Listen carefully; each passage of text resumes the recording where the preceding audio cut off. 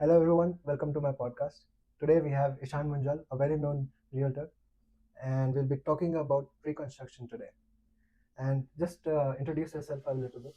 Sure. Hi, everybody. This is Ishan. I've been doing real estate for quite a while now, more than 5 years. And we deal with pre construction all across Canada. And we have dealt specifically in Ontario, Calgary, Edmonton, you name it. The reason we are talking about pre construction today is because it's a different channel to get into real estate. So we want our audience to get a little insight on how the process works, and maybe we bring little value to you all of. Amazing, thank you. Mhm. So just to ask you a few things, how did you get into real estate? What was your motivating factor? To be very honest, I have been doing jobs for last 10 years before getting into real estate, and I was losing my spark. Real estate was always back in my head. I wanted to do real estate, but somehow things were not connecting. But the moment I started doing it, that spark instantly it came into my day-to-day life, and I love interacting with people, love helping people, and I love homes. Whenever I see home, I just love them. Fantastic. You know why I became a mortgage agent? Mhm. Because I didn't want to become a realtor. And there's so many of us. No, that was not the point. So my father has been in real estate for over 35 years now. Wow, nice. And he was like, you need to speak up. Came here, and then I was like, I had to get into real estate, but it was something like I had to go into somewhere where I don't speak to people much. Mm. So I saw that, okay, being a realtor, every day you have to go with people, you have to talk with people. Absolutely. But I was very wrong about the mortgage profession as well. It's the same. Because I still have to talk with people. I have to still meet with everyone everywhere. Like I'm out most of the time, but yeah, a major change to my personality now. Absolutely, in a good way. And in a good way. Uh, a bit about yourself, Mhm. so that the audience get to know you when you are not in real estate. What do So when I'm not in real estate, most of the time nowadays I'm with my family, with my kids. Recently, we got blessed with a son, so I have a 7 months old. So Congratulations. thank you. So try to spend most of my time with my family, and whenever I get some leisure time, I try to meditate, do some yoga, and try to connect at a positive energy. That's Yeah, but that's pretty much it. Just be with the family. That's great. Yeah, family is actually one of the non-negotiables, which I call for myself as well. Absolutely. Yeah, let's start onto the topic now. Sure. And what we have is today pre-construction. Mhm. So defining pre-construction, like just the gist of it. What is pre-construction? So pre-construction is a process to get into real estate. So where you are buying a agreement which builders are going to honor along the way. They will give you a time, and they will give you specifics that this is what we are going to build, and they both the parties, they sign into an agreement, and they pay deposits, upfront payments to the builders, and eventually it gets to build and deliver to the customer. So the benefit out of it, for customer point of view, is that first thing is, nothing is there, it's just bare land, so you get to choose, handpick which layout you want, which particular property type you want. And also, we human beings, when we are getting into an agreement, then you have a better way to plan for future. Like, let's say know that your agreement is going to complete for 2 years. You will end up saving more, rather than you plan that I have to buy a house probably sometime next year, 2 years. You will never ever save that money. So that way it helps. And also, those deposits which builders provide, those are in installments. You are not paying everything all together. Those are being spread out minimum 6 months to 9 months, so that way you have some way of cushion, to plan your finances. Okay. So you brought up deposits. One of the things, like a lot of people have, it's a little myth, I'd say, that a minimum of 20% down payment is required in pre-construction. So how much do you see? How often do you see that? No, no, not at all. So it depends what type of property type we are dealing with, and what type of specifically market we are dealing with. If you talk right now, there are builders who are letting you in with like between 5 to 10%. Some people are, even some builders, they just want to make sure they sell their product, they are letting you in at 5% too. So we do have such options where you can secure your property with just 5%, and you don't. And there are certain properties they may ask for 20%, but they are very rare. Yeah. Yeah. It's actually, I think, more based on the builder as well. Yes. What's the reputation of the builder and how they deal with the regular clients. Yeah. One thing that I would like to share about deposit is pre-construction. I love it because while you have made your initial deposit, your property value is going up. And what happens is there are a few lenders out there at the time of closing. What they'll do is they'll consider the property value as of closing. So they'll give you the loan based on the current value of the property, not at what you bought at. Absolutely. So what happens is, in some cases, what happens is that you get some of your deposit back as well.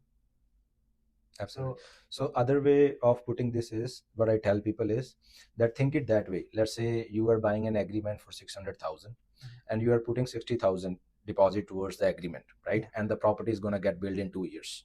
So in an average market, your 60,000 is going to grow at 600,000 pace. Think it that way. You just put 60,000, but you have bought a property worth of 600,000. Let's just hypothetically assume, like in 2 years, your property appreciates for 5%, which is bare minimum, right? We have seen, except COVID, COVID has turned things upside down, but an average pace, it's like 4 to 5% properties appreciate, right? So just bare minimum, if you say 2 years 5%, so you're looking at a handsome appreciation. So your 60,000 has grown up to 90. So that's the other way to look at it. So one thing which I do for my clients is, instead of 5%, I tell them I'll go with a very conservative number. I go with 2.5%. I show them how your money is actually growing, because people, what they want is a secure investment. So secure in Canada is either GIC, the government bonds, yes, or your real estate. Absolutely. So this is what I consider the most secure. And so the term real estate, not to derail the topic, so term real estate is, it's real. You're not buying a virtual coin which may lose its value overnight. You are buying a property. Yes, there are upside and downs, right? But eventually, if you see 10 to 15 years, things tend to appreciate because there is inflation, things gets to get expensive, right? So, and that money is growing. Eventually that's a safety net for many of us. People are not investing now in real estate, they've been investing for years because they know that's a real product they're getting into. Yes, everything is online now, right? But why people need professionals like you and me? So first of all, we have a holistic database. Let's just say you come to me, you say like, I'm looking for so and so product in Kitchener-Waterloo, right? So we have a relationship with all the builders, and we can get you, we have everything on the tips. We can get you, right away what people are selling, what incentives they are giving, what special incentives we have for our clients. And moreover, how the pre-construction process works is, builders release some of the units to us before they release to the public. The reason being is, and I don't want to tell that I am a platinum agent or I am a number one agent. No, the reason for that being is that builders wants to have some self of confidence, some set of confidence that, let's just say 10% of their inventory has been sold off market before they release to the public. They have that confidence that there are set of buyers out there, right? And for us, they gives us the access, like you go sell these units before we release to the public, and they do get to give us special incentives, right? So that's where it's a win-win for everybody. The most important thing when you buy a pre-construction is that you have to have a lawyer review your agreement, because those agreements are being framed in a way that in a layman you cannot make any sense out of it, to be honest. So they will hand over you 250 pages, 300 pages, you will just see the numbers like, yes, this is what I am buying, these are the dates. You don't have time, and their fonts and everything, they are intentionally being built in a way that majority people, they will skip 90% of it, right? We have seen instances where people simply relying on builders and ending up paying 40 to 50,000 extra, whatever they have committed to in terms of development charges, XYZ liens, XYZ charges, but once you sign it, you own it, right? You have already said yes to it. So the most important thing, why you need to work with professionals is because we have a team of lawyers, we have a team of mortgage professionals, we can have your agreement reviewed. The another myth the people have is like, those agreements cannot be changed. They can be changed, right? If my lawyer tells me like, this is not what we are agreeing to, we usually send it to the builder. We usually tell builder like, we are not comfortable admitting to it, and there is an amendment. It's not a big deal. But sometimes buyers thinks builders as a big giant, and they are a big firm or big corporation, we cannot talk to them, we just have to, whatever they're selling, we have to buy it. No, you have to have professionals working for you, so that you because so that you can be sure that this is what you are committing to, not like something hypothetical which scare you at the in the future. Yeah, that's right. And I think this is the reason why every pre-construction purchase has a cooling off period, where Yes. the client can actually go through everything. They can. So the funny story is that that's changed during COVID. So we have dealt with builders. It was like you sign it and it's a firm deal. It happened, but I'm glad like those things are back. I'm dealing with the property right now where we just sign an agreement. We have a 10-day cooling period. So I am having my lawyer review all the paperwork. We are gonna you always have to make sure there the dev charges which builders have a uh, builders usually use that term to overcharge you. It's capped, so you should cap the dev charges. If you are dealing with assignments, always it's good to have an assignment sale for pre-construction, because that's give you an extra, let's say life changes and you have an option to assign that agreement, to someone else. So all those due diligences, have to happen. And one another very important point when you deal with pre-construction is, so first of all, people have to understand that we work for buyers. We as a professionals, we are not working for builders. They have their own set of team, their marketing, and those three people, they sell themselves. We are not selling them. We are making sure that you get a value for money product. So let's hypothetically, let's just say you come to me and you say like, I want to buy a townhouse in Milton. So since I know this is our day-to-day job, I know there are two projects, which are sitting for like 6 months. Right now, builder is offering $20,000 off to the buyer who comes and get it. But I know I can get you 20 more off, because I know you don't know. I know they have been trying to sell this for 6 months. That's where the value we bring. So that's one instance. Other instances, for some of the builders, especially after COVID, when things took a downturn, since builders they had some inventory, they couldn't reduce the price because they already sold some houses at that price. So what they started doing is they gave agents bigger commission checks. I have seen builders offering 6% of commission for $1 million house. So more money is always good, right, for everybody, right? How we deal is, how we take this upfront is, we take care of buyers. So what I have done in those instances is I took them 4% off, on, so my commission is, let's just say 2% average. I will take my 2% happily, and to make sure that 4% gets to you, so that it's a win-win for everybody, and I'm not making I'm making $1 million in a day. So that's how we deal, how we work as professionals. So you offer it in way of called cashback, right? Not certainly cashback. So it can be. I'm not saying it's not an option.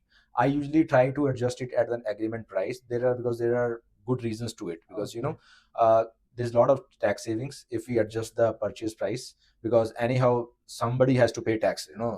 Uncle Bob is there to charge tax for everybody. So we try that. But let's just say some builders are adamant it doesn't work that way. Then definitely yes, I can, because, and those things I'm always being transparent to the buyers, because I don't want to overcharge them. And because eventually I had an instance where I was dealing with one of my client's brother, and there was a builder who was offering us like 6% commission. The reason I'm bringing this up is because everybody feels like the realtors, they are just making easy money. It's not easy money. You have to work hard for it. So what happened for that particular client was, so they were like on and off dealing with me, and they finalized this property which had 6% commission. I told them like I will negotiate price to it. But then there was another cashback agent, as you brought that up, right? There are people who just sell themselves on the basis of cashback. Please avoid them. You are losing money when you ask somebody to give you 5,000. But if somebody is selling themselves just for the way of cashback, then they don't know what they're doing, right? So that person has told them, I'll give you, let's say, 2% cashback, whatever. But that person didn't tell them that he's making 6% money on it. So they end up losing like good $30,000 to $40,000. And I get to know, and I told them, and I was like, it's okay, this is business, but this is the reality of the market. So you have to make sure you work with the right person, and whom you can trust. This is exactly why I brought up the point, and because a lot of people get sold on the cashback. Yes. And it's similar on mortgages as well, actually. And what I tell them, beware, like it's okay. Like there are some banks which do offer genuine cashbacks, Right. but beware of the ones that offer cashbacks like they're offering behind the table or something. Don't go for it. Yeah, because we as a professionals, we work so hard. We know what value we bring, right? We are not here just showing you the house and getting the deal done. There are agents who does that. There are professionals who does it. That's why they give you half of their whatever they earn. But most of the time, 90%, the clients are always at the losing end, because they will rush everything through, because they know they have to give you money back, and they will rush it through. Definitely there will be problems. And to be honest, these are always for the first time home buyers. Yeah. The people who are into the real estate investment game, those people who knows how the market works. I have clients who has bought 10 properties with me, right? Yeah. They have never asked a single dollar from me, because they know this guy is bringing us a value. And at the end of the day, everybody has to be happy, right? If I'm not making money, why I'm in the business, right? Everybody has a house to run. So one example that I would share as well. This property was in Ottawa, and my client got it for 640,000, and the townhouse next to him was sold for 686. Same builder, same everything. Just the realtor was very smart. This is what a realtor actually brings to the table. And Yeah. I don't know what happened with the other guy, but exactly the same property, exactly everything is the same. And So big price difference. absolutely. So don't go for low numbers. The true professional can save you thousands. So since you brought that example, I have dealt with 2 properties lately. I have even posted on my social media. So the one property was in Kitchener.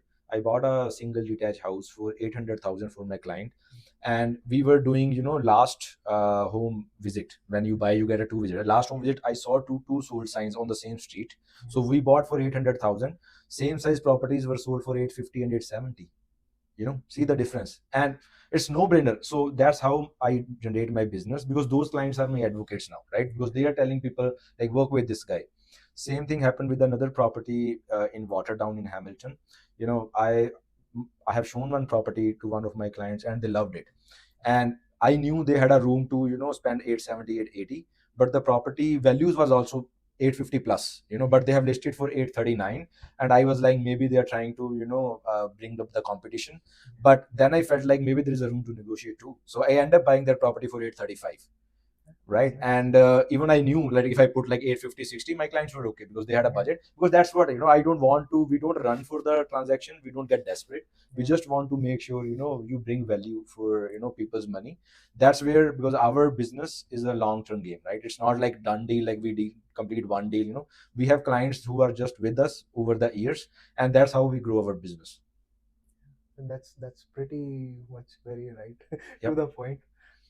And generally in first time home buyers, there is a point in time where they are concerned about the price, and after that they are just concerned about getting into the home, right? And the difference between that, they get lost. They don't think about the interest rate, they don't think about the cost of borrowing in mortgages. They don't think about the price. They see, okay, the agent said, okay, this will go for 850. Like you said, you could have sold that, you could have bought that for 860 for them, right? But this is where we actually will protect you. True, yeah, because this is our fiduciary duty too. And we legally we are supposed to protect buyer. I think everybody has their own means of doing business, but our business runs on buyers and sellers, right? We are here to protect them.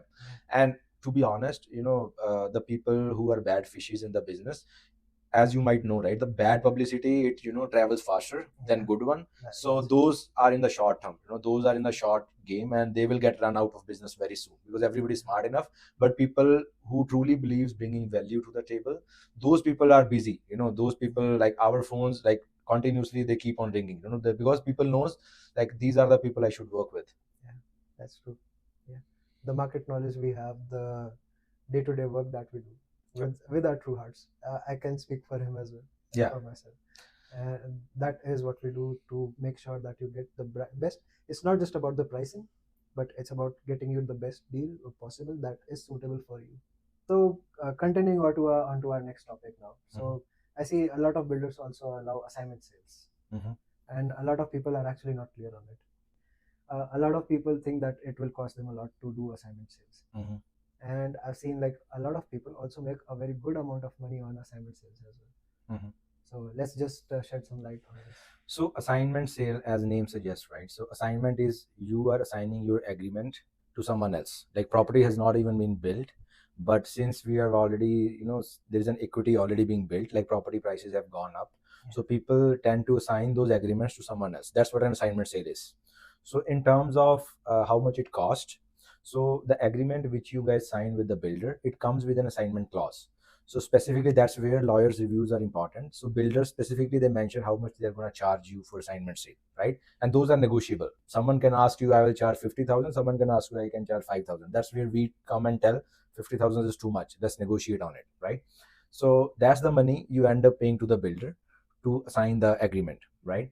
And after that, once agreement is assigned, so you are out of the picture, and the new buyer, the assignee, he is now dealing with the buyer builder directly. So, but the other important thing is what people are not clear about, that when they get their profit, so usually you will get your profit by that at the time of closing, right? Because that's where the money moves. So far we just dealt with deposit, we are just have an agreement in place, but actual money movement in terms of mortgage and the money moving from banks to builders to assignee, that happens at the time of closing, where all the lawyers, they get together, and then there is statements of adjustments, then they decide who is getting what. So the other reason why you need professionals working for you, for especially for pre-construction, is because at the end of the day, it's a marketing game. So let's say somebody introduce something in the market, they hire people for marketing, they hire people for sales, and sometimes builders spends thousands and millions of dollars to market certain product, which eventually get into the market, and people think like this is it, like this is the home we should buy, or this is the investment. For example, there was a project which was approximately a year back, they got launched. I'm not going to name the project, but there it was launched in Woodstock. And Woodstock being a remote area, but the house prices was starting from close to $1 million. The good point for those was, the selling point for those, number one was that the closings were at that time by 2026 and beyond. And also they were offering 4 to 6% commission to the agents. So every agent in the market, they started promoting that project. And I was dealing with a couple of buyers. One of my buyer, they specifically asked me, we were working in Kitchener, and they asked like, I one of our friends, they bought it, I think we can buy a detached house for $1 million, it's 2026 closing, it's nice. And I was like, what? Like, I, that project didn't even make sense to me at that time, and I literally had to say no to my clients. Like no, even though I knew I would have made double the money which I could have made with them in Kitchener, but I was like, no, this doesn't make sense. Woodstock real estate is always about location, right? So if you are not dealing with the right location for the right price, you are just at the losing end of the game, and it's my job to make sure that your money is protected. I'm not here to make easy money. I want to make sure that at the end of the day, like there are no remotes, you know what you have dealt with. So that's another why you need people like you and me when you deal with pre-construction projects. No, I do see a lot of posts online on Facebook groups, especially Yes. assignment sales, where it says that the client is losing the deposit, and when I see the location, it's usually not a good location. Those are those people, they got attracted by the long closings, and everybody at that time, especially in COVID, they were thinking like, if I buy something like for $1 million, next year it will be 1.2, next year it will be 1.3. I people will be amazed. I got calls from people working in McDonald's, people working in hair salons. They wanted to buy $1 million property, and when I asked them that how you're going to close it, and they were like, I will just assign it and make some money, and I just had to say no. And there were some people, specifically there was a girl, I said no to her, and then after a few days she texted me that I bought the property, and I was like, good luck. And the same girl, she reached out to me a few weeks back that, can you please help me with the assignment sale? And I was like, I told you, now this is not going to sell on assignment. See the market what we are in, right? So that's where there are people who will just take an advantage of you. Please be aware of those people. Do your due diligence too. Just don't rely on us. We are here to support you, but do your due diligence as well, so that you are fully aware, that what options you are picking. It was a nice thing to share. Another thing that you touched on earlier, that was life happens as well. And maybe like people sometimes lose their jobs, Right. and they might not qualify for the mortgage, Right. and maybe some other reason as well, and assignment sale would play a very good role in that as well. That's where not to, it's not always that you have an option to make money. Yes, if you can make money, why not, right?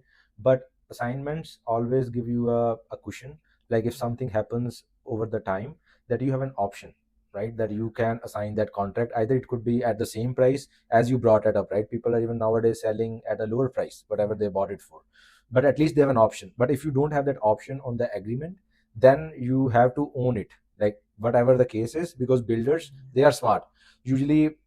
Just to give people a gist of what happens, because nowadays I see posts where people just say, I'm just going to give up on my deposit, and I just deal with it, Yeah. that dealing with it is not correct, because you have a signed agreement which is lawfully binding you. And what happens is, what builders usually do, they sell that property, they build the property, they sell it for definitely a price less what they've been sold it for. Yeah. They take your deposit, they charge you the difference, they charge you the selling commission, so you end up paying hundreds and thousands of dollars on top of losing your deposit, right? And it's a legal battle. And people who are in big corporations, they won't let deposits go, or these people go so easy. So always, even though if you get into an instance where you had to let deposit go, please make sure work with the lawyers and the professionals, so that they can have an agreement, a written agreement in place, so that builders cannot come after you later on, so that it's a, even you are parting from that sale in a good way. Good point to talk on assignment sales. Mhm. We covered a lot. Mhm. One thing a lot of people have in their mind is, I don't know what the reputation of the builder is. I don't know how good the quality of the house would be. Mhm. And yeah, you certainly do play a very big role on getting them the right builder. Right. But what there is Tarian warranty that is an additional thing that gives them a very good peace of mind. Right. So that's a very good point which you brought. So specifically in Ontario, how this process works is, like, there is a third party called Tarian. They builders, they are, when you build, you are automatically, they will buy a Tarian warranty for that house for you. Most of the times buyer pays for it, but that's a good money to spend on. The reason being is because you get overall 7 years of warranty over the house. Okay, so first year, if anything happens to your house, something gets loosened up, you just have to call their customer care and they have to fix it. Usually how the process works is, they will give you, first you have to, once you get the closing, they will give you some times where you can report on all the defects on their portal, on the Tarian portal, and automatically it goes to Tarian and automatically it goes to builder. So builder, they will then set up appointments and they fix it. Okay, and that warranty covers you up till 7 years. And seventh year till 7 years, your basement, water flooding, all the major things, those are covered, so that you don't have to, that's a big peace of mind. And since it's a third party, so builders, and they have even a power to, deal with builders, and they can even cancel their licenses if they see a lot of claims. And so builders, there is a good process that somebody is counting builders for their quality. And that's why you never see, there are certain, you will might see some products which have certain their quality is not up to the mark. But 90% of the time, since builder have to spend more money on labor and fixing it, they try to make sure, like, at the first get go, they're giving you a quality product.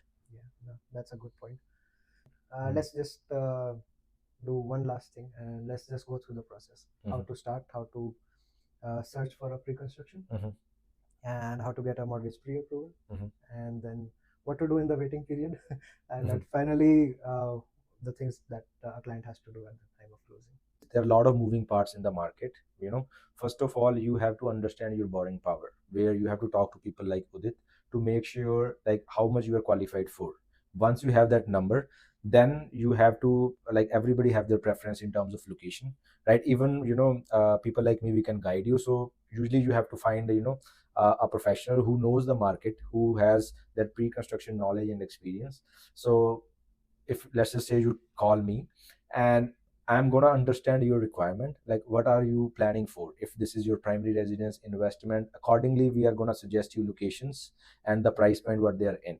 And then let's just say we narrow down to the location, and we can show you the different options we have, what value we bring, as we discussed a lot in the podcast, that what value we bring on the table beside that you doing it yourself. So once we finalize that, then we sit with the builder, we tell them, like, this is what we are looking for, this is the price we agreed upon, we signed an agreement, we agreed on a deposit. Usually it's an initial deposit we pay before we sign an agreement. And once it's signed, deal is firm, you give them a post-dated checks. Usually it's like 60, 90, 120, 180, 210. That's how it varies. So you give them the post-dated checks. They keep on using those checks towards your deposit as the time comes, and they keep on updating you with the construction progress. Like over the time, they tell you like we have done the, we have done the foundation work, we have done this, we have put a now we are putting roof, so that you are aware. As per the process, they will give you advance notice, bare minimum 2 to 3 months before, to tell you like this is the date they are targeting, and even if there is any delay, they will tell you, a good amount of time upfront, so that you can plan accordingly. And once that day that date comes nearby, there will be a pre-delivery inspection, which is very important. So they will call you to see the house, where you get to see, all the bits and pieces which gets into the house, and you can very well point out all the implications which you see, like something is wrong which you doesn't feel right, you didn't agree to. So they will make a note of it and they will fix it. And then by the time of closing, uh, you know uh, this whole mortgage process then comes again into the picture, and then lawyers deal with the money movement, and then you get your keys to the home and start enjoying the property. Happy closing. Yep. Okay. So yeah, that is a summary, very well explained, of the pre-construction process. And I think, is there any last tips that you want to share with the buyers? No, I just want to tell people, like, always when you hire professional, at least talk to 3 to 4 people, understand what they have to offer.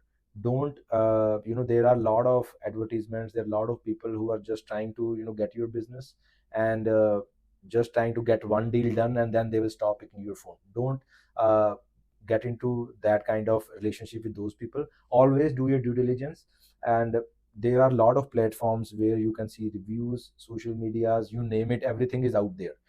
Just read it through, and then log the professionals. I'm not saying like we are the best, we are not the best. We always try to deliver best, but always make sure that you are just not working with the first person who comes to your mind. Yeah, that's a very good point shared. And what I tell my clients is that my job is not to get you the mortgage, my job is to get you out of the mortgage. Correct. And my process doesn't start when you buy the property, it's preparing you, it's getting the property closed, and then depending on your financial goal, either we'll try to get you mortgage free as fast as possible, or we'll make you an investor as fast as possible. Absolutely. So, That's why I say it's a long-term relationship. yeah. I got a call today from one of my clients saying that one of their friends or one of their cousin is moving into Canada. Can you help us out, or can you guide us what we can do, where we can live? So that kind of relationship which we have for our clients, that we are always there for you, not like we just do this transaction and we are on our way. We will always be there around you wherever you need us, so we'll be there. That's a good thing. Yeah. And one thing I see between self-employed, these realtors, mortgage agents, is that we are the very first person to go to for these kind of things. Like, okay, let's help them settle them down. And this actually, I've been helping people, and not just because it's like, what I feel like is that they are coming new to the country, and they need a good amount of guidance, and there are a lot of people who just want to get over through it. Yeah. And I know you are also like that, you want the best for them. Absolutely. You have to be cautious, because especially first time home buyers, and on top of it somebody is new to the country, so it's always hard. So we were immigrants at one stage of our life, right? We came into the country, we know what struggles we have been through. I have worked with so many clients who moved from US, who moved from Nigeria, and I always pay extra caution and make them extra comfortable, because I know it's hard leaving your families behind, coming to the new country, and then on top of that dealing with different terminologies. It's different, but if some people, if we can provide a little cushion to them, or make this process easy, we try our level best always. Yeah, that's a good point shared. Okay, so I think we are at the end of our podcast. Yep. And what will also be available is our contact information below, which you'll have access to. And thank you so much. Thank you, Udit. It was nice talking to you. Nice talking to you.